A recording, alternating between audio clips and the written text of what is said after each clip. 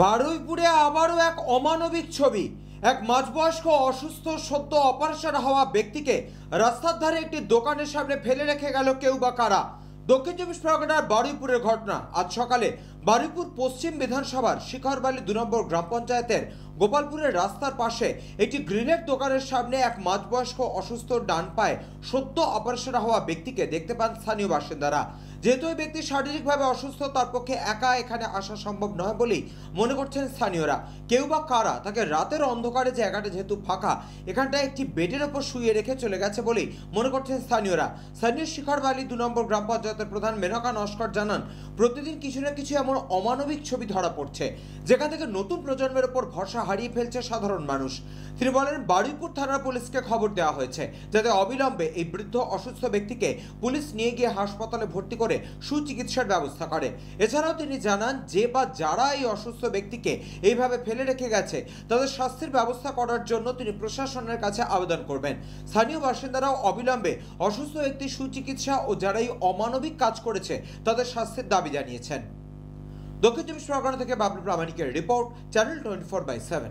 গোপালপুর দোকানের সামনে আমার দোকানে গ্রিল কারখানার দাওয়াতে শুয়ে দিয়ে গেছে অসুস্থ লোক। আর আমরা রাতে শুয়ে দিয়ে গেছি, আমরা সকালে এসে দেখছি শুয়ে আছে। আমরা প্রধান ম্যাডামকে বলেছি, প্রধান ম্যাডাম এসছে, সদস্যকে বলেছি, সদস্য এসছে। ম্যাডাম থানাতে করেছে, ইনফর্মও করেছেন ওনাকে এ করবে যাওয়ার জন্যে বা চিকিৎসা হওয়ার জন্য হসপিটাল ব্যবস্থা করবে। মানে এখানে আপনার কি মনে হয় ওনার একার পক্ষে এখানে আসা সম্ভব? না, একার পক্ষে আসা সম্ভব নয়।